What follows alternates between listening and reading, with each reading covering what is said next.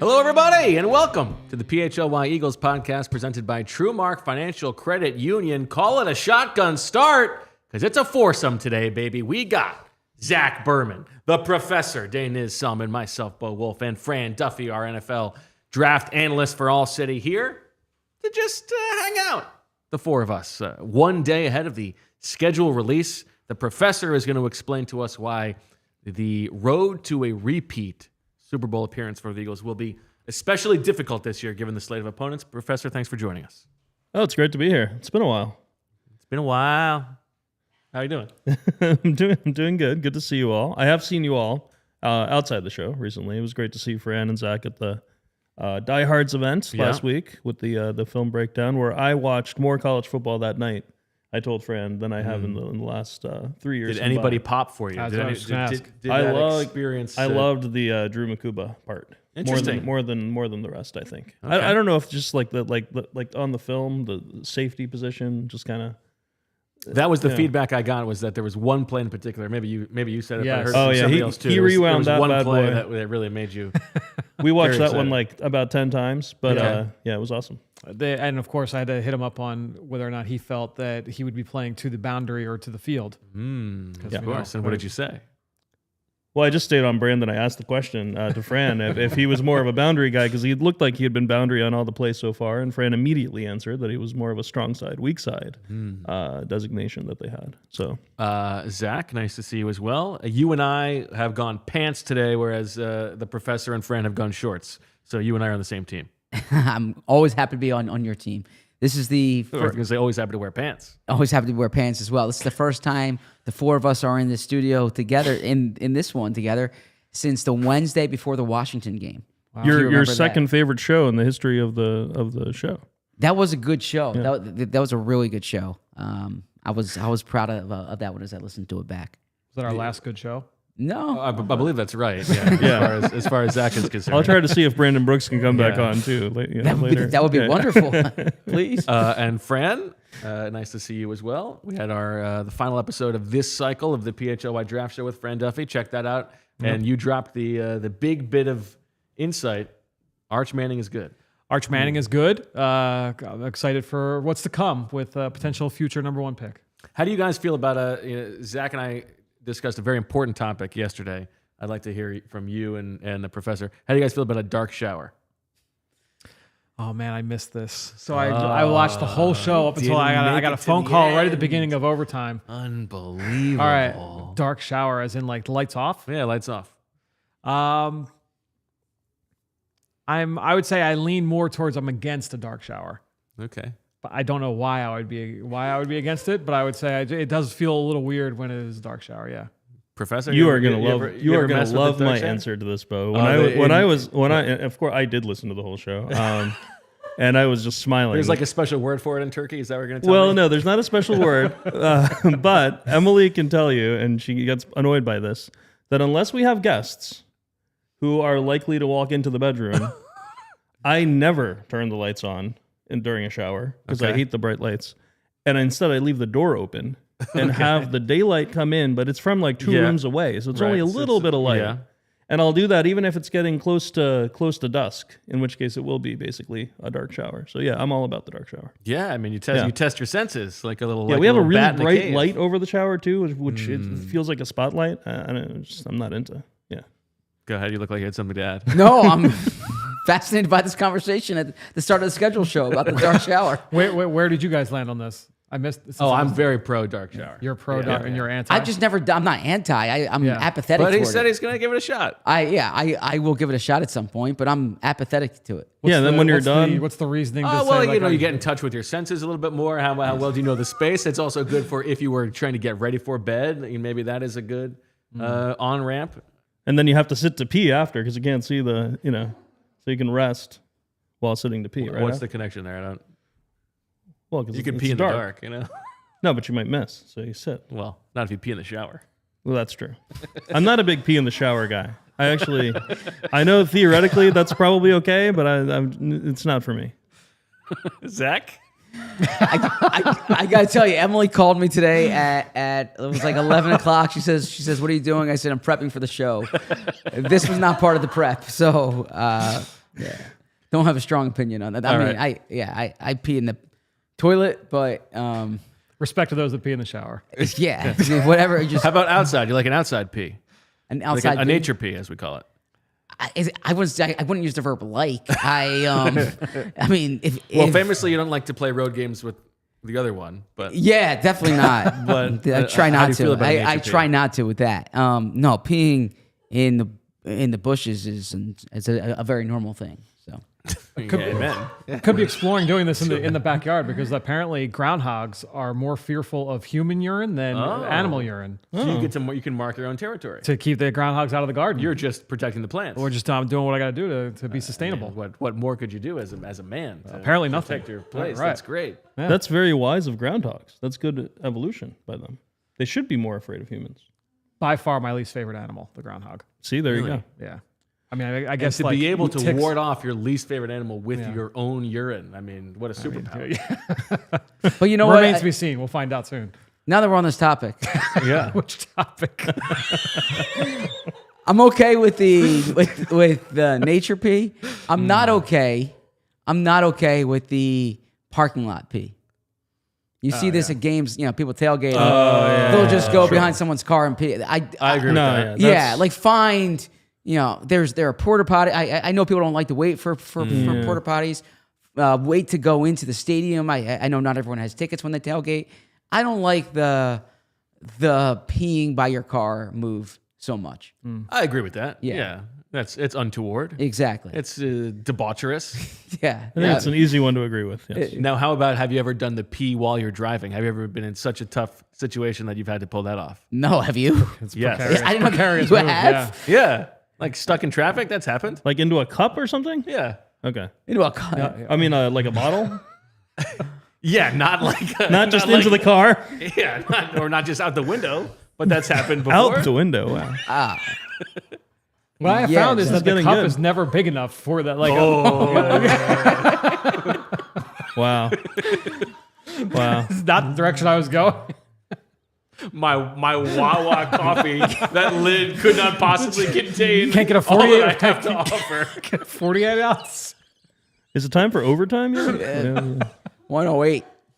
We haven't All talked about right, the Zach, schedule you yet. have a story up on allphly.com. You talked to Howie Roseman yesterday, who got the MVP award.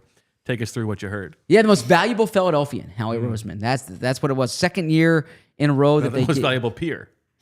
second year in a row that they've the award started. It's from the Philadelphia Visitors Bureau, and they gave it to Brandon Graham last year. They gave it to Howie Roseman this year. So I had a chance to catch up with Howie, and there weren't really hard hitting football questions. It was more what Philadelphia means to him, and he spoke quite a bit.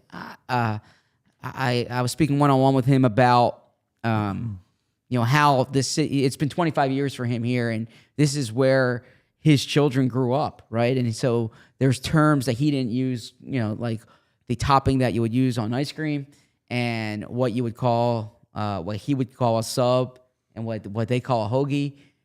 There are Philadelphia terms that his children use, and they root for the teams, and they speak like Philly sports fans. And so it occurred to him there that, this is their hometown. And I asked him, when did this really feel like your hometown? And he said after the Super Bowl, at the first Super Bowl. And then I asked him too about, could you take any talented sports executive from a different market and put them here, or does it take a certain type of person? And he said he hasn't worked somewhere else, so it's hard for him to say. But he likes to think of it like Sinatra's New York, New York. If you can make it here, you can make it anywhere. And he says Philadelphia is the sports version of that. That if you can do this job here, you can do it anywhere. He doesn't know if the inverse is true. And then Couldn't think of a Philadelphia song to reference. yeah, true. And then in his speech, he spoke about, because before then they were talking about all the exciting things that are happening in 2026 in this city, the World Cup, the All-Star Game, the PGA Championship, and apparently the World Cup is going to be like the biggest sports revenue driver that's happened in Philly ever.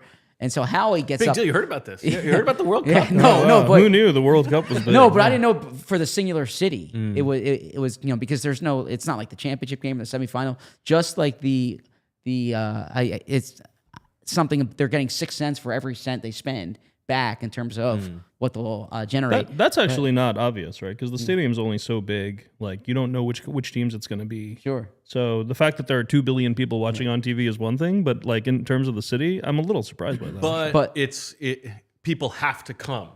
It's not like,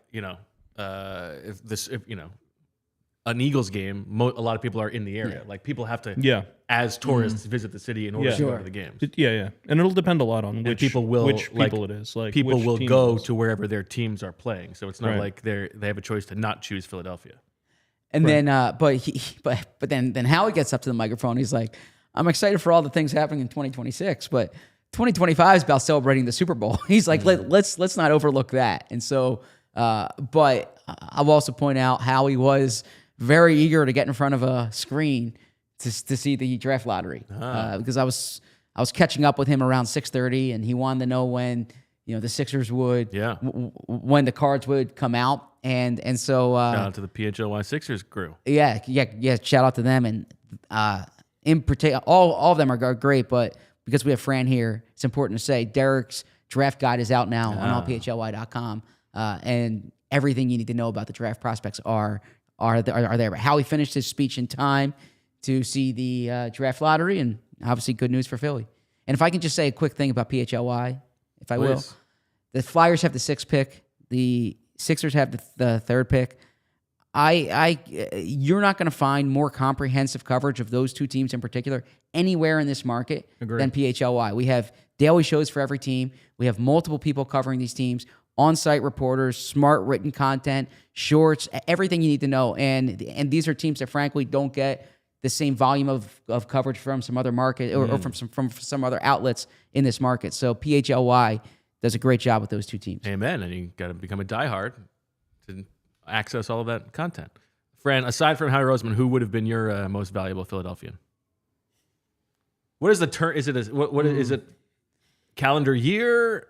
Is it event to event? This kicks off the tourism year in Philly, which I guess is the summer, because it's technically the event is called the Philly Opener. Is the event at the Constitution Center? Or I'm sorry, at Independence Center. So I suppose tourism year from summer to summer, I suppose. And have they given it who like you said, Brandon Graham? Brandon Graham. So 2 years. So 2 years in a row of 2 Eagles. years in a row has been an Eagle. Who's gotten it in the past? Well, just the award just started last year. E.J. Jenkins, fingers crossed. Who would you have gone? I got nothing. I was trying to think of I took that. You went on that sidebar, and I spent that entire 90 seconds thinking of a smart answer, and I couldn't think of anything funny. But Joe Walker's not in Philly anymore. Joe Walker. I would have gone with Julia. Yeah, Joe Walker did win the Evlock Courage Award, so we know how courageous he is. Absolutely. All right. One other thing to get to, Zach, before we get into the nuts and bolts of how difficult this Eagles schedule looks like, and that is some schedule news. Yes. So we talked yesterday about the week 1, the season kickoff against the Cowboys. What else do we know? Yeah, we know that the Eagles are playing in Washington on December 20th. That's a Saturday. That's a Saturday game. Week 16. Week 16. We know that the Black Friday game. The Eagles are playing Black Friday. You were excited about that possibility. I was excited about that possibility. I think it's going to be good for the show. I think it's going to be good for the show. What an awesome day to watch football. 3:00 on Black Friday. Some people aren't working. Schools are off. It's not too late in the day. Your kids can watch. You can still go out to dinner that night if you want. It is an awesome time. 3:00 against the Chicago Bears. He loves this. Yeah. when they came out with Black Friday football, I thought it was awesome. Not It 1 was o'clock, great not 2 watching o'clock. it, yeah. It's at 3 o'clock. 3 o'clock. Yeah. Oh man. Great time for that. And then today we found out that Week 10, the Eagles are playing Monday Night Football against the Green Bay Packers, Lambeau Field. It won't be frozen tundra then, but Week 10, that's November 10th, is that game. There you go. You were worried that the Packers game might be Christmas Day. Yeah, I mean, not worried as much as just speculating it might be because last year, what the NFL did was they had the 4 teams that played on the Saturday before Christmas also all play on Christmas. That Saturday before was the 21st last year. Right. They actually had the Chiefs play on the 15th, the 21st, and the 25th. But that's because Christmas was a Wednesday. Yeah, so this year it's a Thursday, so they could just have regular teams playing on Christmas, and it looks like that's what's going to happen because the 2 other teams playing on December 20th are Green Bay and Chicago. The Eagles do play both Green Bay and Chicago, but as Zach just detailed, both of those games are now accounted for on the schedule. So we pretty much know the Eagles will not be on Christmas unless the Eagles are on shorter rest than their opponent. Yeah, because there's 2 more. I guess it could be longer rest. There are 2 more Christmas games left to be announced, but also this year there's it's the Peacock exclusive Saturday game. So on the 27th. How much? What did Roger slip you to make sure that you announced it that way? Bo's eyes rolled so hard out of his head because they've got the Peacock exclusive. You're right. I probably didn't even sound excited about that. You're more of a shout out to Amazon guy. I mean, the Black Friday game is only on Amazon. I gotta say the don't miss week 3 when they're playing on Tubi. The Amazon production quality is better. I believe. Shout out to Amazon. I'm not advocating for these things, but when you watch like Friday Night Baseball on Apple TV, it is spectacular to watch. Do you not find that to be the case? I've never done it. You haven't watched Friday Night Baseball on Apple TV? No. You're missing out as a baseball fan. Chat, weigh in here. When you see these Friday games, the camera work, the data, the camera work. Wow. The data on the screen. Do they have like their own camera people? Yes. Oh, yeah. So the production quality is outstanding. Zach, you'll be happy to know that Evren, every single time we get a package from Amazon, always says, shout out to Amazon. It's a lasting legacy. That's good. Yeah, it's Hope great. that's not my lasting legacy. It's fantastic, yeah. All right. We're going to take a quick break, and on the other side, we're going to talk about why the Eagles' schedule of opponents could portend a difficult road ahead for the Super Bowl defending champions. Deniz will explain. Just like your favorite team needs a home court advantage, your home needs a home floor advantage. And Empire Today can help you get it. Empire Today has flooring experts, dedicated flooring professionals who focus on flooring every single day. I've said it before. I'll say it again. The telltale sign of an Empire Today flooring expert, you never see their eyes because they're always looking down. All they care about is floors. They're the experts. And what's great with Empire Today is there's no guesswork. They come to you so you can see what it's going to look like in the space.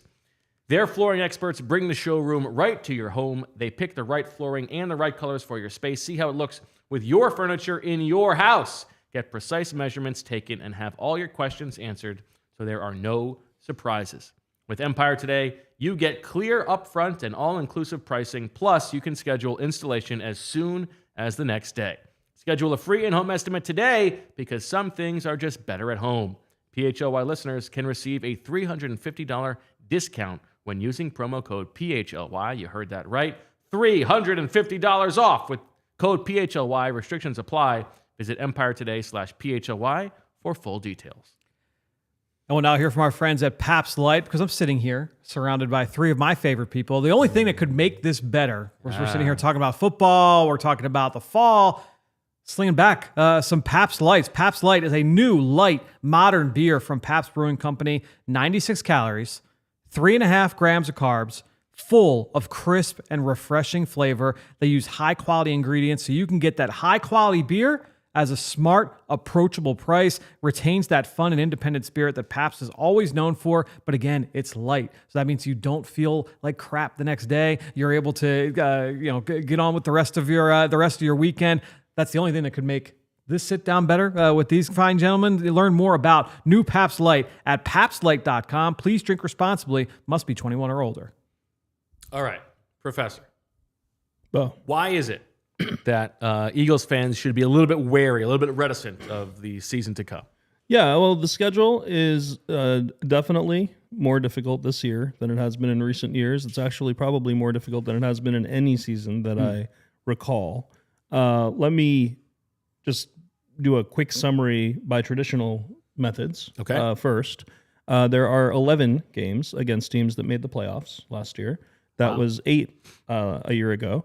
11 games against teams that won 10 or more games last year. That was only 6 a year ago. Okay. There are 6 games against teams that won 12 or more games last year. That was only 3 a year ago. And there are 4 games against teams that made the Final Four last year, teams that were in the championship games, and that was only 1 a year ago. Now, that's looking at how teams did last year. The other thing, which I like to do every year, I mean, you couldn't possibly have more games against teams in the Final Four. Yeah. you could have 1 more, right? Because you play You could be. But you couldn't Washington play. twice. You could have 4. Oh, wait. No, because you have to Oh, no, be- there are 4. Well, if Yeah, you yeah, were no, one of you're the- right. If You you could were not. one of the teams. If That's you were right. one of the- If you were If yourself you were were one not of one of the teams, yeah. teams, then you could have 5. But Yeah. because the Eagles were, you're Yeah. correct. Yeah, they're playing all 3 of the other teams. Well, if you weren't, you could One of have them 6. twice. But yeah. Well, no, because you don't. If you 2 teams from your division could have made it, so you could Yeah, have yeah, 6. yeah, You're, yeah. oh, you're right. You're right. Okay. Well, That was definitely something worth to waylaying the strive show something to for. strive for in future years. Yes, so you could have 6. Now, a lot of times people, and this is a modern way of thinking about this now, is that looking at last year's performance is kind of silly. We know things about teams at this point that we know that last year's performance is not necessarily reflective of what we expect them to do this year. So, with all the sports books out there and all the gambling odds that we have, one thing that I like to do is I like to take a look at what I did. I took 3 different sports books. I looked at their Super Bowl odds right now for all the teams, and I averaged them. Bet365 among them, I'm sure. Bet365 was one of the 3. I won't mention the other 2. And Thank you. what? Theirs were bad. Yeah, well, they were different, and I was that's why I did 3. Yeah, I was yeah. I was surprised at how different they were. Some arbitrage opportunities for those of you into such things. But the ranking of teams 1 to 32 based on Super Bowl odds is my starting point for this. And then what I do is I just have a Julia. You can put up the one like the first chart, the one with like the little squares. The big one. Yeah. What I do is I take all of the teams' games, and I just do an average opponent ranking. So it's like if you play the Eagles are first on the list. Eagles are Super Bowl favorites.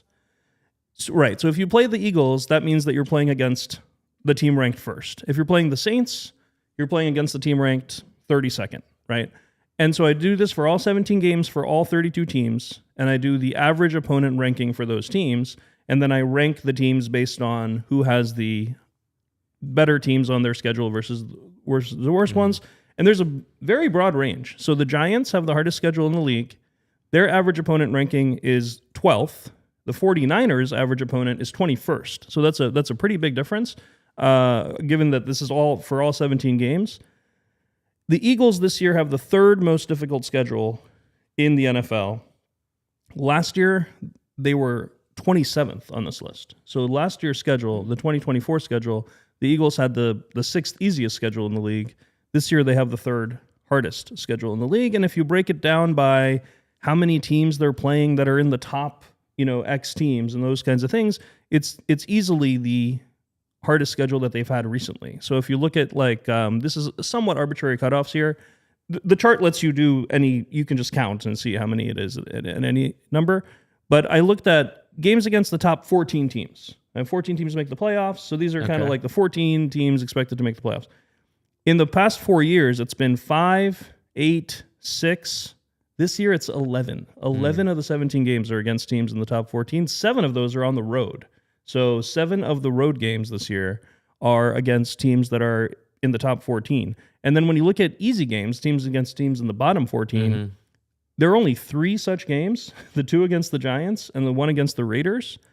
In past years, it's been 11, 8, and 8. Even that 2023 schedule, which was so top-heavy, there were still 8 games against teams in the bottom 14. This year, that is not the case. Julie, if you pull up the other graphic, that's a nice kind of visual summary, and you can find all of these on my Blue Sky.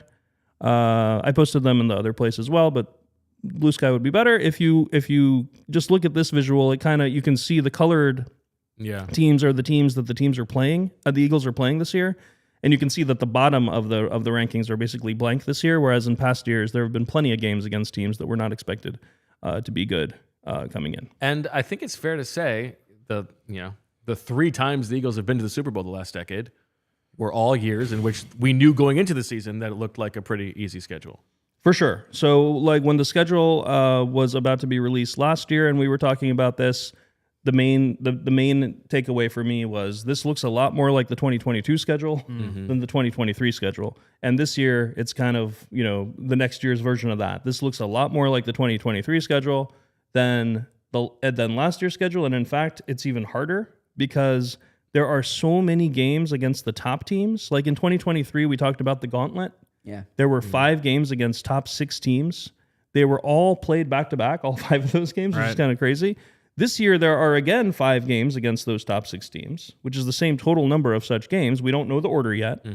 But the Eagles also play 9 games against the teams ranked 9 through 18 this year, in addition to those other 5. Whereas that 2023 season, that was only 4 such games. So there are 5 more games against teams in the top 18 than there were in 2023. So the schedule is it's like upper middle class heavy. Like the Eagles play like almost every team in that middle part. And it's not just that this is a team that was in first place. You might think it's because it's a first place schedule, but they're playing the 2 divisions that are the best divisions in their respective conferences in the AFC West and the NFC North. That's correct. So if you were to rank the divisions, their extra games are the Bucs and the Bills, which are difficult, but that's what's doing the heavy lifting. And the Rams. Yeah, so the Rams, the Bucs, and the Bills are the 3 uncommon games. Those are all first place teams from last year. That's not the main thing here. Like the Bucs aren't even that high on the list. Neither are the Rams. But the NFC North, like you said, is the division in the NFC that has the highest combined Super Bowl odds. And the AFC West is the one in the AFC. Yeah. So there's only like a 1 in 12 chance that you're going to draw both conferences' hardest division, even taking your division out of it. Okay. And so this should only happen like once every 12 years. Well, this is the year. And that has nothing to do with how the Eagles did last year. It's just luck of the draw because it's a rotation, predetermined rotation. So, Zach, make some plans for late January. The Eagles will not be in the playoffs. Well, I think they're a playoff team. But the Super Bowl, now they are the favorite to repeat. Yes. From the odds makers. But yeah, this is and that's going with to be the tough. knowledge of the schedule. Exactly. Course, So I am curious though what all you guys think in terms of like, because we knew these opponents ahead of time, and that's how we're able to do the show on this day. But as we spin it to tomorrow, what matters then? Is it the sequencing of games? Is it the amount of rest ahead of these real difficult games? What are like the real trigger points tomorrow that matter?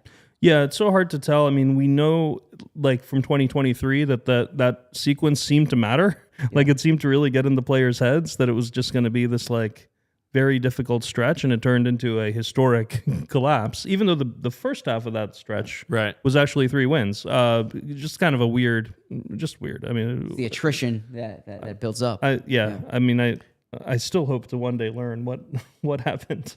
Yeah, I mean, I go back to like our analysis of that when that schedule came out was like this stretch is gonna crush them, and then it wasn't the stretch necessarily that crushed them; it was something else. Last year, our schedule analysis would have been, oh man, that week 5 bye, that's way too early. That's going to hurt them. And it turned out to be like the best thing for the team. Right? Yeah, so total godsend. Who knows? Like whatever we say tomorrow night, hopefully it's entertaining, but it will probably be dead wrong somehow.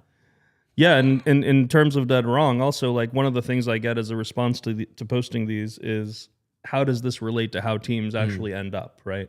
And if you look at just last year, 6 of the top 8 teams by preseason odds did make the playoffs. And only 2 of the bottom 8 did, so it's not like there isn't any relationship, but Washington was 28th on this list last year. Like we thought those were going to be easy games, and Washington ended up making the NFC Championship game. Denver was 29th on the list, and they made the playoffs. San Francisco was 2nd on the list, and they didn't even come close to making the playoffs. So you just don't know, obviously, but at this time, I think this is the best method. I like using Super Bowl odds rather than using expected wins, because expected wins are so dependent on the schedule that ranking the schedule based on expected wins when the Right. expected wins are already based on schedule is a little more circular than looking at Super Bowl odds. I think Super Bowl odds, it's such an upside measure that the schedule is less of a factor in that. The one bug that I find with Super Bowl odds and with preseason projections, and it goes to what you're saying with Denver and Washington last year, is it's so hard to project rookie quarterbacks. And that's the Right. bug, Yeah, is that for sure. teams that kind of jump onto the scene typically have a rookie quarterback that you don't know how to account for. And conversely, and you see this in your draft evals, Fran, like there are rookie quarterbacks who you expect to jump on the scene and do outstanding, and then like Caleb Williams last year, and it's just not as efficient. Yeah, I'm glad and- you brought that up because now we get to ask Fran about how good Tyler Shuck is going to be. Well, and it's also there's not just the rookies, but JJ McCarthy is on the Eagles schedule. Who knows what Michael Penix and the Atlanta Falcons look like. There's all these teams where it's, if you have questions, that doesn't take into account like all the injuries and things like that could affect what those murderers row kind of stretches look like. Do you have like a team in your mind of like you think they could really overperform among the bottom groups? Yeah, you asked me that question as if I don't know. You're trying to prime me for spread your wins and fly. Intel I am months too ahead of good time. at that game for it to matter for me mining info. I would say, just looking at it, Tampa is the team I'd probably fade. From that group, as like that might be a little bit overinflated. Yeah, Chicago at 16 feels right to me. yeah. Denver at 12 is probably a little heavy. I think that's Yeah, that's heavy. Denver man. at 12 is probably a little heavy. I remember Atlanta last year was like, here, I can actually look up what they were. Atlanta was 13th last year. Right. Yeah. Yeah. And we were all saying like, why? yeah. Like why are they so high? They had the easiest schedule, and that's like one of the things that made me doubt like whether this is a little circular as well. Right. Like, is Atlanta that high because their schedule's so easy? But yeah, New England went from the hardest schedule last year, by the way, to the 31st this year. So these things tend to be cyclical because of the division rotation. The San Francisco one is interesting. I mean, for them to be I've never seen that. They don't have they're the Julia. eighth- If you put up they're the eighth in odds. Yeah, if you Super put Bowl up the odds, and big they've one got again- by far the easiest schedule according to your calculation. They do not have a single game against a team in the top 8, which is really hard to do. I mean, like given that every team plays 3 division winners just by construction, it's crazy. They play one team in the top 13, and that's the Rams. They play them twice, but still, I mean, it's just crazy. They kind of have an outlier easy schedule. And then people were poking fun at the fact that the Giants have the hardest schedule in the league, even though they were a last place team. That's when you compare the Giants and the Eagles, the reason the Giants' schedule is harder than the Eagles is because of 2 crucial games, which don't have to play I'm sure themselves. you figured out. Yes. The Giants have to play the Eagles twice. The Eagles get to play the Giants twice, which makes it even more impressive that the Eagles' schedule is so hard, according to this metric. They don't get to play themselves. Like, usually when you're better yourself, it means your schedule is going to look easier on this. But in the Eagles' case, and also the Lions' case, even though both of those teams are very good, their schedules are very hard. Does this make you feel different about the Eagles in general, Fran? No, I probably feel the same. Okay. It's a very talented team. There's going to be a tough schedule. Yeah, I don't think I feel any different. Zach? It's so hard to repeat, and it's like I keep going back. I remember talking to Jason Kelsey about the Super Bowl hangover, and it was just such an astute point. He's like, it's not a Super Bowl hangover. It's just really hard to get to the Super Bowl, right? And so if you look at it historically, the teams that are able to do it have generational quarterbacks, right? Like Patrick Mahomes and Tom Brady, they get back year to year. Even like upper echelon quarterbacks who win it, Matthew Stafford, it's hard to get back that next year. And so the Eagles have a loaded roster, but there are so many variables. I don't think the schedule itself. The schedule is a variable here that you have to consider. It is a hard path, but it's just so difficult to repeat. It's exactly what you said about like Saquon and Zack Baun and the Eagles defense. The Eagles had like the best possible outcome in so many ways. I don't want to say that there's regression that you have to expect, but There's regression you have to there's expect. regression you have to expect. I see on this topic, I see people in the chat asking about the NFC East curse, like the repeat curse, how no one has repeated in the Last, NFC yes. East since 2004, so 20 years in a row. Washington seems to be the obvious top contender to beat out the Eagles this year. Comparing those two schedules, there are 3 games that are different, right? And like we mentioned the Eagles ones. It's the Bills, who are ranked 2nd on the Super Bowl odds, the Rams, who are 9th, and the Bucks, who are 14th. All 3 of Washington's uncommon games are against bottom half teams. So they play Seattle, who's 20th, Miami, who's 22nd, and Atlanta, who's 23rd. And so they end up with a kind of average-looking schedule. They're 12th in schedule difficulty. But about Dallas? It's only 3 games that are different. Dallas has the 8th most difficult schedule. They benefit. Their schedule looks harder because they have to play Washington and the Eagles, right? And so it's a little bit because of their own. Their uncommon games are against Arizona, who is 19th, Carolina, who's 27th, and the Jets, who are 28th. So their uncommon games are easier, as they're supposed to be, because they were 3rd place. Can you guys remind me, how do they choose the out-of-conference single game? Single game. It's against the division that you played 2 years ago. Okay. So you can't play the same AFC team 2 years in a row. Right. We're getting in the weeds here, but Fran, since you brought this up, this is the 5th year that they're doing the 17th game. When they first came out with this, I had a lot of thoughts about it. Right. As our viewers who have been following me for long enough may know. And one of my thoughts was that this is a natural 4-year cycle. But after 4 years, if you continue it into the 5th year, it creates an asymmetry with like the location of the games. So the Eagles are playing at the AFC East this year, playing at Buffalo.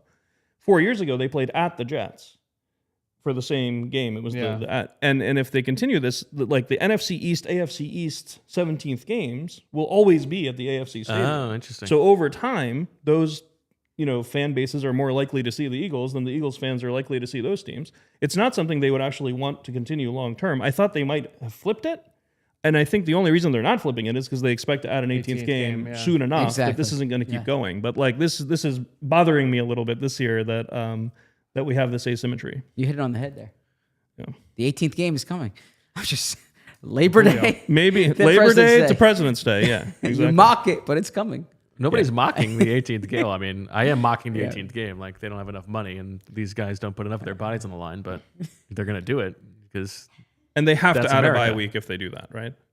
They would make it 20 sure. weeks. Yeah. That's how you get the Labor Day to President's Exactly. Day. Yeah. I'm also curious what you guys think about. So week 1, I spoke yesterday how coaches love that early game, and I was saying, is this just something I hear, or is there data behind it? So I looked at a 10-year sample size, and in week 2, the Look teams at you doing some work. the teams that play, I do a lot of work for this show. The teams that play Thursday night in week 2, they are 16-4. Now, typically though, but this is what I want to ask you guys. Typically, they're putting good teams on that kickoff game. Sure. So how much of it do you think is the extra rest compared to these are just teams that are naturally superior? Anytime you win at a 75% clip, it jumps out. But Well, one of them is the Super Bowl champion, right? yes, and they're not putting a bad team against the Super Bowl champion. Right. So that's what I don't know if it's just the quality of the team or if it's really having that extra rest coming into week 2. I mean, I think 16-4 is enough to be interesting. You might expect it to be like, I don't know. 16-4 is like suspiciously about the record of the Super Bowl champion. I don't know. I think it's probably even the more teams that also it's the more other team that selection. play. Yeah, It's yeah, not yeah, just yeah, the but the Super other I know, teams but are that good, team's going to be a good team too. So I feel like it's like just enough to be interesting. Because I've heard this, like, coaches want to be that it team was that like plays 14-6, then we'd be like, okay, yeah. Coaches want to play that Thursday game, that Thursday opener, even though it's like, you're going into the opposing Super Bowl team. It's because it's easy to prepare for week 1 in the sense you have all that time, and then you have that extra time. Coaches want that early game because it means they get to leave their families a couple days sooner. They don't get Labor Day weekend off. That's true. It doesn't mess up the other 17 weeks from a schedule standpoint. It's very easy to say, all right, this is a football Monday, football Tuesday, and set your week that way coming out of camp. they have been giving those teams extra Thursday games in recent years. Yeah, well, because it doesn't count as your required Thursday game. Right. Yeah. There you go. All right. On the other side, after this break, we want to hear from Deniz. You heard that little kernel of the thing about the schedule that is really bothering him. Well, let's find out what else is bothering him and how he would change the NFL schedule. That's coming up after this. Imagine your fan cave with a bold new centerpiece. That's right, the Mod Max sectional from Ashley. Now, imagine getting that bad boy for free. We have teamed with Ashley to give one lucky winner the chance to bring home this flexible, ultra-comfortable sectional, plus a $1,000 gift card to bring your dream fan cave to life. The Mod Max sectional is spacious, and it's built for the most diehard sports fan, whether you are hosting movie night, kicking back with the fam, or most importantly, game day, or even more importantly, watching the PHLY Eagles podcast. This sectional is the upgrade your space needs. Entering is easy. Just head to allphly.com/Ashley to learn about the contest, see if you're eligible, fill out your info, and you are in the running. But don't wait. These sweepstakes won't last forever. Get your entry in now, and you could be watching the next big game on a brand new Mod Max sectional, courtesy of Ashley. Mod Max modular sectional by Ashley, your choice of color, blue or gray, and configuration. Up to 5 pieces must reside within the local delivery area and qualify for the Fan Cave giveaway. Again, visit allphly.com/Ashley for the full contest information and eligibility requirements. Terms and conditions apply. Hey, Polar Bear and Unclair and Stonks Zach Berman and David R. and Polar Jam. I already said you. What are you guys? Polar Bear. Yeah. Oh, sorry, Polar Jam. Sorry, Polar Bear too. What are you guys doing? 7:30 tomorrow night. Let me tell you what you'll do. You'll be watching PHLY, our special NFL schedule release extra show presented by our friends at Philly Sports Trips. They do a great job. I see them on the road. They take all the planning out of your hands. It's so you get to root on the Eagles with your other friends who go on the trip. So make sure you check them out. And we will be teaming up with them for the schedule release show. Tune in to see Bo, Anthony, and me react to the matchups coming down the pike for our reigning Super Bowl champion. For the reigning Super Bowl champion Philadelphia Eagles. Again, the NFL schedule extra show will be held tomorrow night, May 14th, beginning at 7:30 p.m. And if you can't get enough of the foursome energy that we have on the set right now and you want to get in on a foursome yourself, well, join us at Valley Brook Country Club for the second annual PHLY Liberty Open, presented by Xfinity on June 14th from 2 p.m. to 7 p.m. Eastern. The 4-person scramble includes a limited edition PHLY golf tee, prizes, and post-round dinner and draft beer, along with a great raffle including Philly memorabilia. Xfinity combines the power of internet and mobile in all-in-one plan. Get lightning-fast speeds at home and a secure network on the go. Restrictions apply. Xfinity internet required. Actual speeds vary. Visit allphly.com/events to learn more and purchase an individual or foursome reservation for the tournament. Diehard members are eligible to save $50 on a foursome. Terms and conditions apply. Fran, have you gotten out on the course yet? Nope. Soon. Okay. I've gotten a couple invites, but I've had to. Flex. But due to like scheduling stuff, I haven't been able to get out yet. Soon. Okay. Top golf once or twice. Okay, not bad. Francis swing a club? Francis loves a top golf. Okay. He's he had a blast. We went for Meg's birthday a couple weeks ago. Okay. Loved it. Sounds fun. Yeah.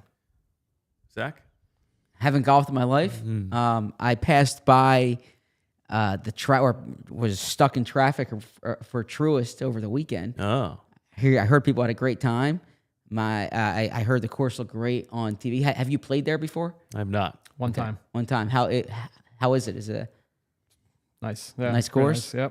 Yep. All this time I thought the Philadelphia Cricket Club was the course in Chestnut Hill. Apparently that's a 9-hole course, and the main course is in Flowertown. Found that out over the weekend when I was in traffic on Joshua Road. So There you go. yes. Did you have to pee when you were stuck in traffic?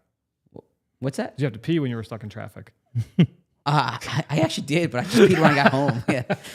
You ever play cricket, Professor? Cricket? No.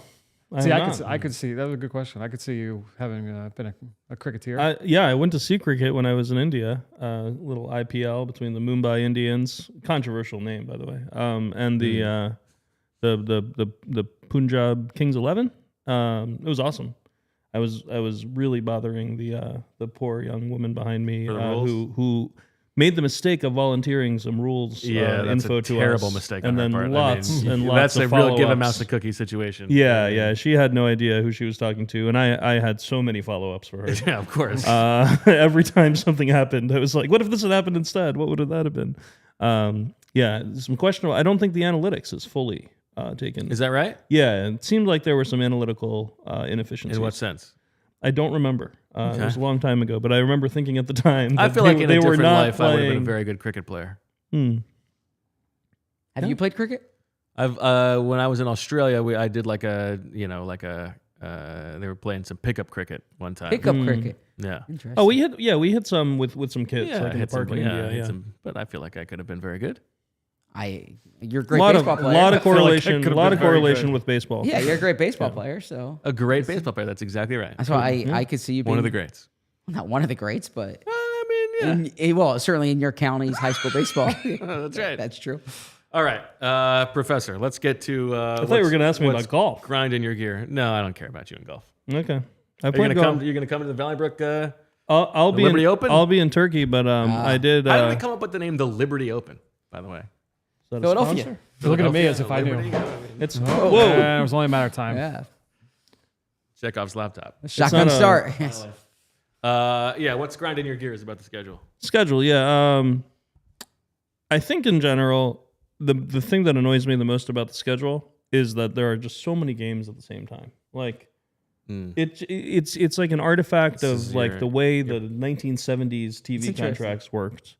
And it's crazy to me that in 2025, with the ability to using technology, like have everybody watch every game like very easily. Think of all the different That- channels they could put the games on. Well, I mean, if you want to be cynical that way, yes. I mean, like given that they're willing to do that. Yeah.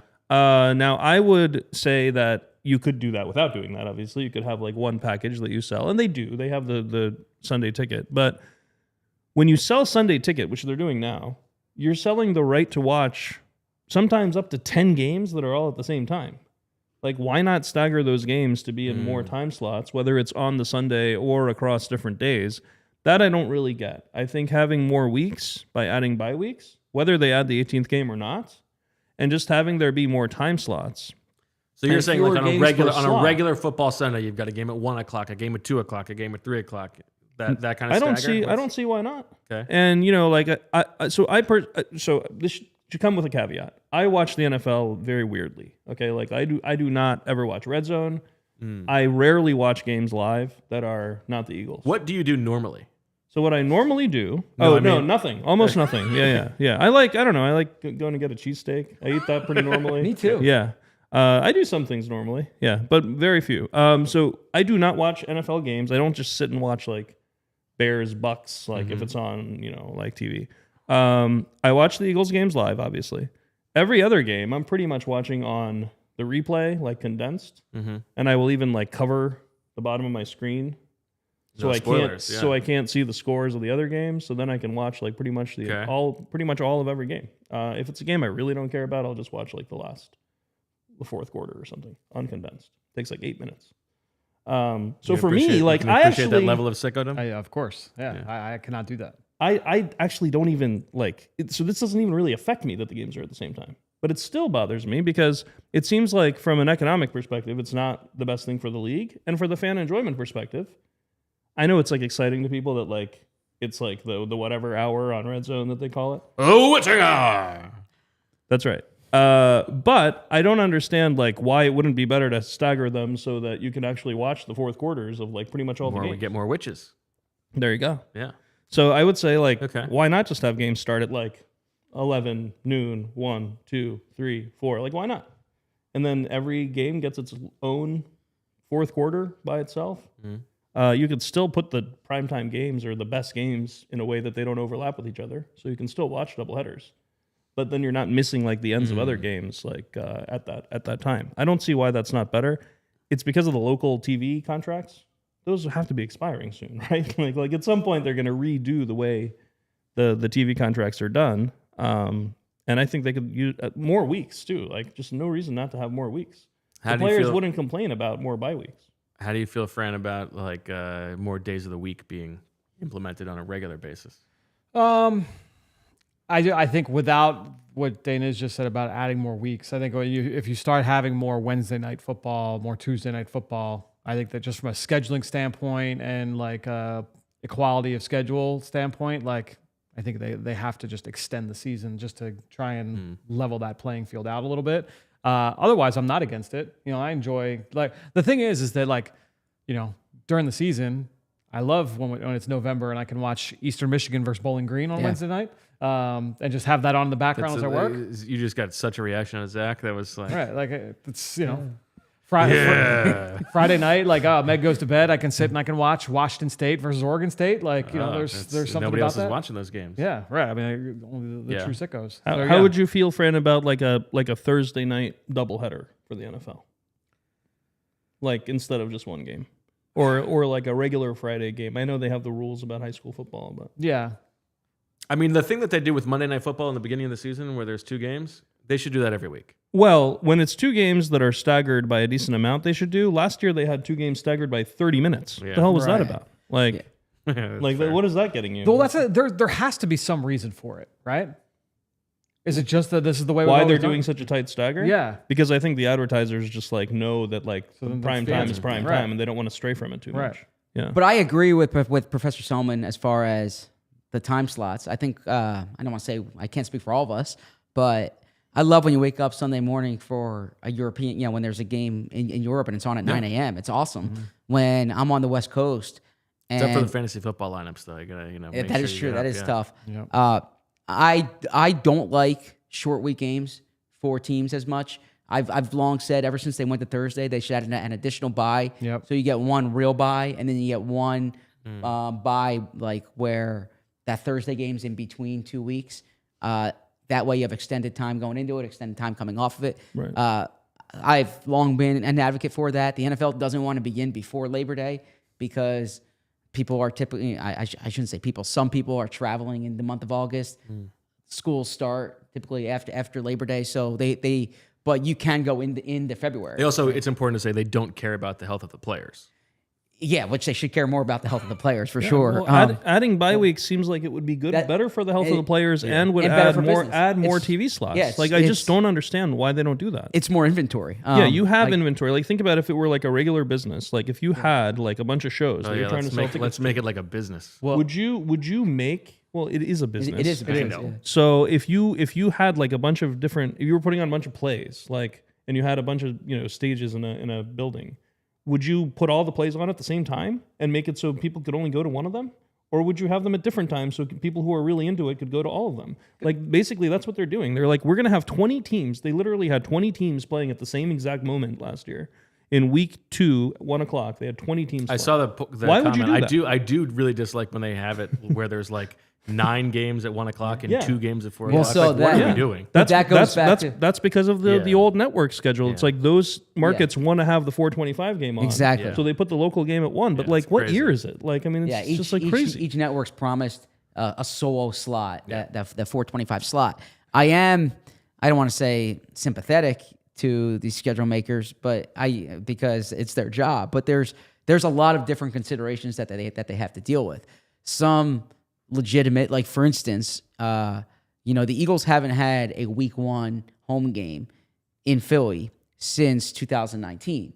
Even if they did not win the Super Bowl this year, they would have had a week 1 home game this year because the Phillies are away that weekend. The Phillies haven't been away in at least 2000 from 20 to 23. The Phillies were home. They can't share the parking lot, right? So there are situations there. There's some ridiculous ones. Like I've heard stories of someone in like an owner's has a wedding or something, and like they want they want a buy or a home game or something like that free that weekend. That kind of stuff's ridiculous. There's stuff like when the Pope visited Philadelphia, when the Eagles had to be on the road. So there's a lot of different variables. There's when the 49ers built their stadium, there was something with the hospital nearby and primetime games and traffic that had to be considered. So there's a lot that goes into it that makes it challenging to put a schedule together. And that's even before network producers get involved. That's a good point. And then as far as like the bye week, like why have they not added like more bye weeks?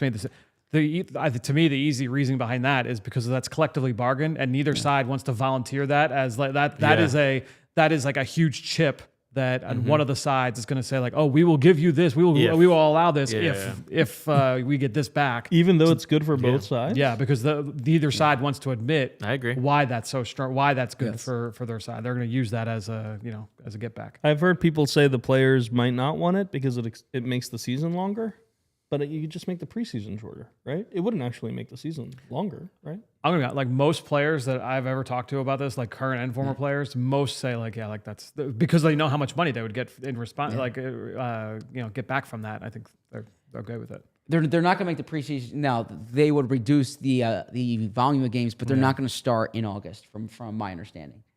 So now they could. I think what eventually they'll do is have 2 preseason games and everyone has open scrimmages. I'm sorry, they have the joint practice. Joint practice. But if you start on Labor Day, that's 1 week earlier that the season's starting. And you end on President's Day, that's 1 week later, right? So the players could be against that. They could be like, well, you're making us work 2 extra weeks. But it seems like you could easily handle that by just having training camp start later or something. Like that you could convince the players it's not actually more time. I don't know. But And where are we, Zach, on your big international expansion, playing games in the Middle East? Well, there's a game in Australia next year. Okay, so we're actually right on schedule with my international expansion. This is there's gonna be an Asia game soon. This is gonna continue to grow and grow as it should. Jeffrey Lurie said a year ago that football is, I think, America's top export, I believe, or something of that nature. Oh, man. Certainly not our import. But I forget the exact quote. That's also certainly not true. No, I'll tell you the exact quote, actually. But, yeah, there should be more international games. Racism? Well, I mean, racism's pretty common in other places already. But I think, if we're just looking at the sports, like basketball, the NBA gets consumed by far more people. Well, he was saying that internationally than the NFL. No, that the NFL needs untapped the untapped, untapped, perhaps. Okay, got it. So well, certainly untapped. Here, let me pull this up here. But in any event, the thing that jumps out is that I'm of the belief they're not going to add a franchise internationally, and what you're going to see is a full schedule internationally. Right. So at some point, every team plays abroad 1 game. Yeah, I mean, I think you could easily do that. I mean, 16 international games, and then if you spread it out across the weeks, you do what Zach's saying: have a game at 9:00, depending on where internationally the game is, and then do the stagger thing. I don't know.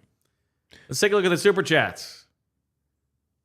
Bunch of good ones. Starting off with Dinkelberg says, "Fran, the legs are looking good, baby. Thank you. Make sure that you mid-off-season form. They're looking so good. He did it twice, 1 for each leg."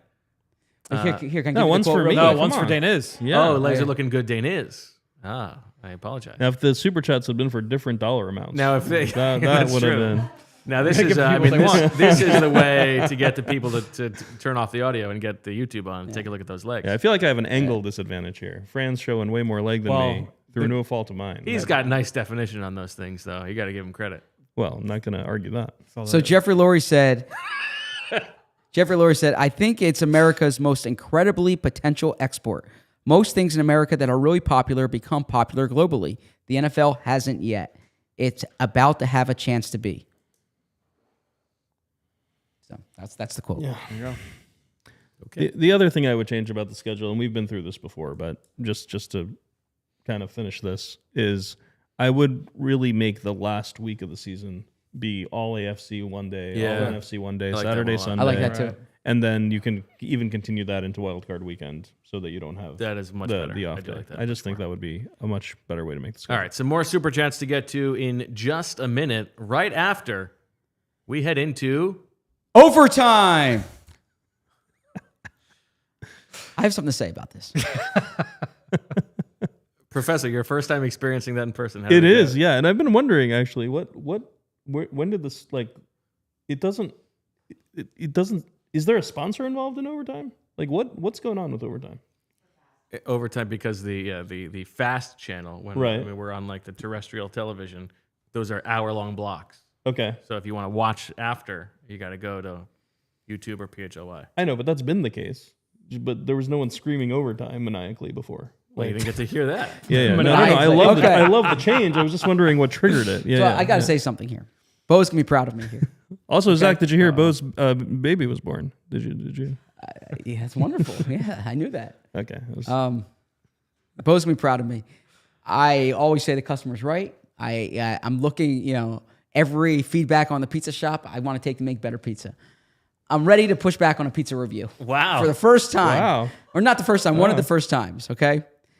I check every day the Apple Podcast comments, the Spotify comments, and there was an Apple Podcast comment recently Deranged. about overtime, that this is the worst part of the show, and that it was someone named Bird Gang, but he said this. Wait, the overtime itself or the screaming of overtime? The screaming. And he says it's such a try hard move for me to do. And I got to say, look, I'm self-aware enough to know that there's some try hard things that I do that, like, being excited for a rookie camp. That's a try hard move, right? Going to Howie's thing last night. It's a bit of a try hard move. Part of your secret sauce. I will own that. I promise you.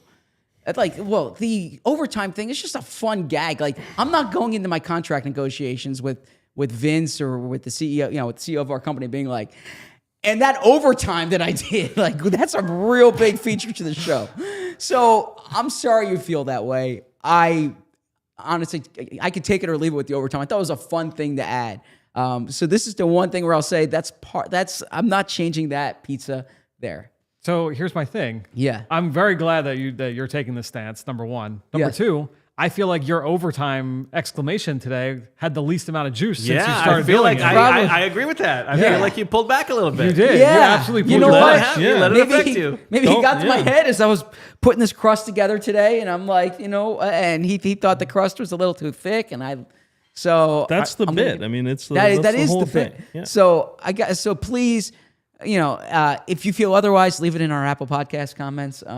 Also, whoever that was, Can we talk about the pizza shop thing? Because the Yes. thing that you were worried about yesterday about talking about your book too much. Yes. This is the problem with the analogy. Well, there are a lot of problems with the analogy. One is that you shouldn't care in the first place. But there are lots of people who were saying, no, keep talking about the book. And so we've talked about this before, but you can't, when one person says one thing and 9 people say they disagree with it, you can't worry about the one. You are right about that, and that's part of the challenge. Also, there's things that are sometimes lost in context. For instance, there was a YouTube comment last week about That's such a great sentence, beginning of a sentence. that For instance. they said that I stole the Tony Kornheiser ending to the show from PTI. When literally the first time I hosted, I said I did it in honor of Tony Kornheiser. I said so. I need to say I promise you, if you left that YouTube comment, I didn't think I came up with and we'll be better tomorrow. Like, I've watched Pardon the Interruption. I've loved the way they end it. So I do it as a tip of the cap to Tony Kornheiser and Michael Wilbon. And of course, we all know that Bo came up with the phrase, coined the phrase, I love you. Yes. Yeah. That's right. I invented that. All right. A couple more super chats. The royalties have got to be really good on that. Yeah, just like Michael Jordan's Crying Jordan. Fresh Prince, I need an official ruling from Bo. Are you team #Fran's thighs or #Shields legs? This is the problem with America today. Why does everything have to be so divisive? Why can't we just enjoy both? Why do we have to pit Fran's thighs against Shields legs? Why can't we just enjoy them both? Now, I do think there is a difference in the two things. One, there's the celebration of Fran's thighs, whereas the Shields legs is more a sighting of Shields legs. That was, I believe that started with, was it with Marissa? Brown's training camp. Saw Shield in shorts. Yeah. #Shields legs. It was more like, oh, they exist. Yes. She didn't know that they existed because she'd never seen them in person Yes. before. Whereas Friends, this is more like, oh man, there's a Travis Hunter level prospect here.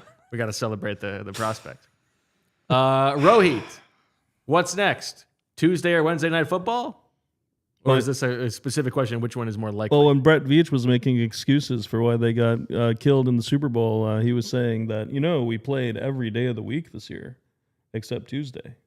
I don't know why that makes it hard to be in the game in the Super Bowl. But yeah, they played on Wednesday. But aren't they the ones who want to like own Christmas? Yes. That's their Yeah, thing, right? I think that's right. Yeah, and Christmas was Wednesday last year. That's why there was Wednesday Night Football last year. But Is it because they're red and white? They want to make a Santa thing? I don't think that. I just think they thought they could own Christmas. I mean, you can't own Christmas, but I mean, Shout out to Catholics. respect. Great respect. I for respect the Catholicism. Pope. Okay, yes, I respect the Pope. I think what you said was I've always had a respect for Catholicism. Yes, I have always had respect. Yeah. How would you rank your respect for the religions? I respect all. I mean, if you want me to get serious, Greg. I believe strongly.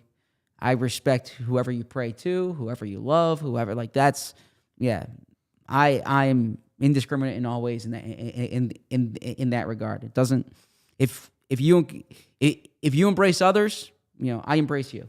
I'm not gonna. It would be unfair for me to ask you to say your favorite religion, your least favorite religion. Yeah. What's the middle? What's the median religion in terms of your respect level? I don't know if I have a median one. I mean, I think my least favorite religions are those that dislike my religion, maybe. but no, I think I respect all of them. Yeah. All right. One more super chat, I believe we have from Polar Jam. Yeah. I forgot when your book was coming out, CB. Could you remind me? Yeah. So my book is coming out September 23rd, and what's your book? It's called Leap Year. And I'm excited. I should have some fun announcements for that soon. Knock on wood. On that one. So yeah. He was gonna try to go on, and then he had to actually find a wood to knock. Yeah. So yeah, have some fun things coming out. Hopefully with that book. But no, the book is the manuscript went out 3 weeks ago. The edits were finalized yesterday. I will get. Really? Yeah, the edits were finalized yesterday. The book will. That happened very quickly. No. I'm sorry. I'm sorry, not finalized. The edits were finished yesterday. Oh, I need to approve the edits in the next week or so. You got a nice piece of feedback on that front, I heard. Yeah, yeah. It was cleaner than I think some other books might be. So that's I appreciate that. And then and it goes to the printers in like 2 or 3 weeks or so, and then it comes out September. It's in bookstores September 23rd. If you pre-order it now, it'll come out. I think you'll get it in your mailbox September 23rd. Okay. Deniz, I did want to ask you one more question. Okay. We don't need to get into the specifics of the White House visit. Okay. But you did break down the two rosters.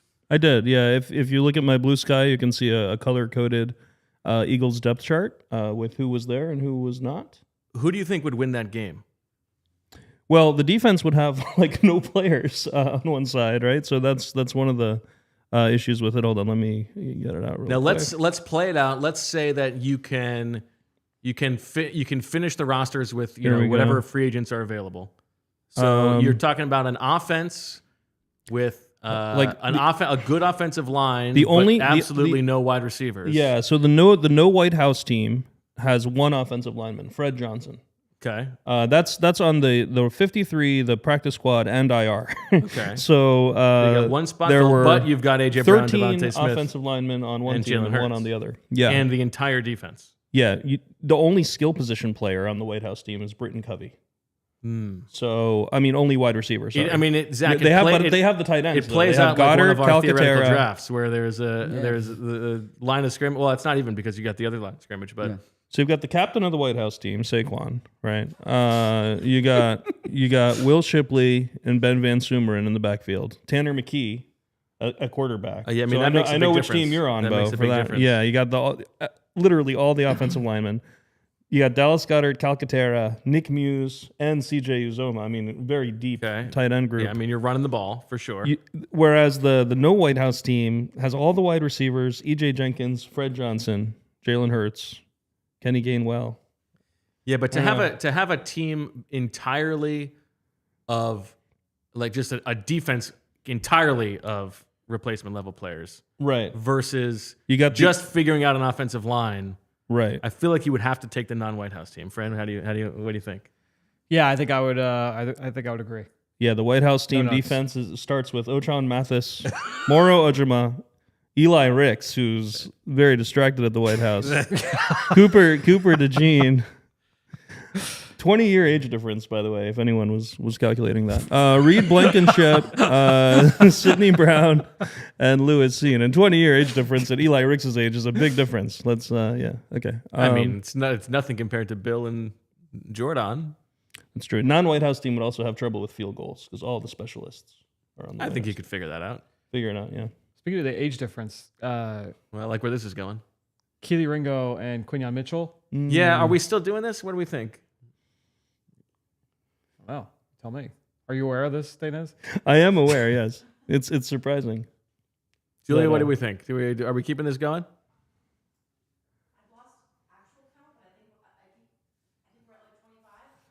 I think we'd missed it yesterday. Yeah, right? I think it's been missed. Yeah. It's been missed a few times. It feels a little more forced now. Sorry. I mean, Yesterday was Keely- such a good time to do it with the depth chart too. It's true. Screwed that Keely is older or younger than Yes. Quinyon Mitchell, despite being drafted a year Yeah, I prior. think we talked too much about Eli Ricks on yesterday's show. Or not enough. Definitely not enough. Yeah. Do you have a take? Do you think who would have won that game?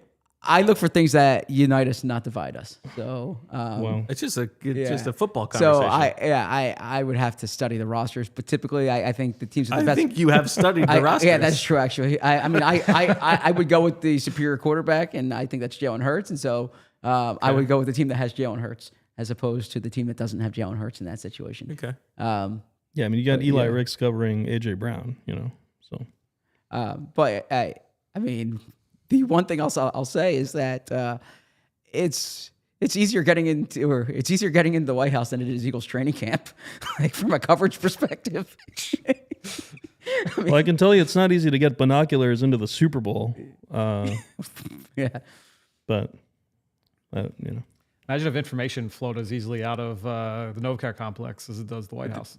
The information what? If information flowed as easily out of, Yeah, out of the seriously, Novacare complex. yeah. yeah, they're not on any signal chats in there. That's true. I did not make this about politics. I'm just asking a football question. Okay. Fran, what else is going on? Nothing much. Who are you gonna watch? Who's the next guy you're going to watch? Maybe Cade Klubnik, maybe Drew Aller, quarterback Penn State, maybe. Do you have Zach? Do you have a favorite of the non-Arch Mannings among the quarterbacks? Yeah, I was on this before. I think I told you Lenora Sellers. You remember I talked about it? Yeah. I think Lenora Sellers. No, I don't remember that, but I believe you. The South Carolina quarterback. Yeah, no, I know who you're talking about. Yeah. I brought him up on the show. Lenore Sellers is the guy that jumps out to me, and I'm excited to watch him play. Are we talking like a physical marvel? Yeah, I mean, like We talked about it a little bit today. Yeah, like but 240 pounds. Like a good arm, young, and they have a wide receiver, Nick Harbor, who's like a world class athlete. He'll top Bruce Belvin's freak list. He's from Washington D.C. He's like 6'5", 237. No wonder you love him. Runs 4.2. I mean, I'll defer to Fran here, but he kind of had an underwhelming start to his college career. But I think that Sellers Harbor combination is going to be fun to watch. Lenora Sellers is an interesting prospect. I mean, I thought honestly they lost Spencer Rattler, and I didn't see much of a drop off this year going to Lenora Sellers. My takeaway from watching all of Harper's explosive catches last year in preparation for the mock draft, he catches the ball weird. He like lets the ball into his body like all the time. He doesn't look like natural at the catch point, but he's like a straight line DK fast. Metcalf type, physical marvel. That's like the kind of thing I would say. Yeah, it's just like because it was after watching like, all right, let me watch all of his plays of like 20 plus and just see what this kid's about. Yeah. Okay. What were your opinion watching the draft lottery last night? Were you enjoying it? Did you watch the actual lottery? I did. Horrendous job and then I by came the over to- announcers. Yeah, seriously. Yeah, Like, Gandhi, what are we they have doing? one job, which is to like know what to What was say. funny I is that won't he take said any that, and I temple was like, wait, slander. is that right? No, That it can't was be right. obviously wrong. Yeah. Like it was like just like what like they could have gotten into the top four themselves. It was like so obvious. It was crazy that they were not prepared for that. Lotteries? What's Like, that? is there a way you could fix lotteries to make it to make the actual, because the NHL Oh, one the was, like, NHL very the NHL rough actually to watch. drew the thing. Yeah, but it was a certain combination of I balls. thought the graphics were bad last night too. They should show in like what the normal list would shaded be. what the normal list would be for sure. and then pop up over who was actually there. There's so, so much room on the screen to put up stuff. Like they It's easily crazy. could have had that. Yeah. Yeah, totally. I think that they should show The actual the entire drawing. thing. Yes. Even if People it would absolutely means, watch it. even Of if course it they would. means Yeah. like it doesn't. Yeah, so Yeah, they it's not the Why sexiest not? thing. Right? Yeah. Like, They put it out if online. you draw the same Do one they? again. yeah, so Okay. so the NBA put out the actual drawings online so you can see. Did they show the conversation with Adelson and the commissioner about how they No. fixed it? You mean Do you guys remember? Maybe none of you are old enough to remember. In the like mid '80s, they actually, like the Patrick Ewing one, like they actually had a bunch of envelopes. Yes. And they put them in this big ball, and Yeah. they did just draw them out Yes. there. Yeah. And they said they rigged it by making the frozen. Knicks Frozen one was like envelope, colder yeah. or whatever. Yeah. And UEFA has been accused of this every year, like in the Champions League. Like I find it very hard to believe they that don't UEFA even- would do anything. They don't untoward. even need to freeze the balls there. Like there are only like 4 things in a bowl. Like you could just remember which one's which. The guy like goes like this. It's like, you know, like he goes like this and like picks one and of he's course. like, oh, it's Real Madrid. Like, and it's like, it's crazy to me that that's supposed to be considered like not rigged. But yeah, I don't know. I like the idea of doing it live. And if you have to redraw, then Yeah, just you make just it longer. redraw. Keep why going. not? Yeah. If that was the NFL, like people would absolutely they'd be eating that up. Are you expecting the NFL to go lottery at some point? I mean, just from a Yeah, you guys were talking intrigue about it. perspective. We've talked about it a bunch on the show. Like, I think right now the tanking problem in the NFL is not big enough to require a change. Like, as long as we have these coaches that are about to be fired, like winning Week 18 games, like there isn't going to be a push for a lottery, right? And if you have a lottery with too many teams, it could create more tanking than now. Sure. Right? Like if you only need to get into the bottom 5, that's a much bigger group of teams that are now like, ooh, maybe we can get into the bottom 5. It could actually cause tanking instead of prevent tanking. So as of now, I don't think it's a good idea. I would be surprised if they ever did it. Yeah. Yeah, I'd be surprised. Yeah, I kind of agree. Okay. All right. Good stuff, everybody. Thanks for watching and listening. We will be back tomorrow. We got a regular show at 2 o'clock and then the prime time 7:30 schedule release show with Zach, myself, and Cuz. That'll be a lot of fun. On Thursday, we're back with Zach and Fran. Friday, we're back with Zach and the Professor. So should be a fun week of shows ahead. We appreciate everybody watching and listening. We will talk to you tomorrow. And as always, we love you. We all silly like the mayor.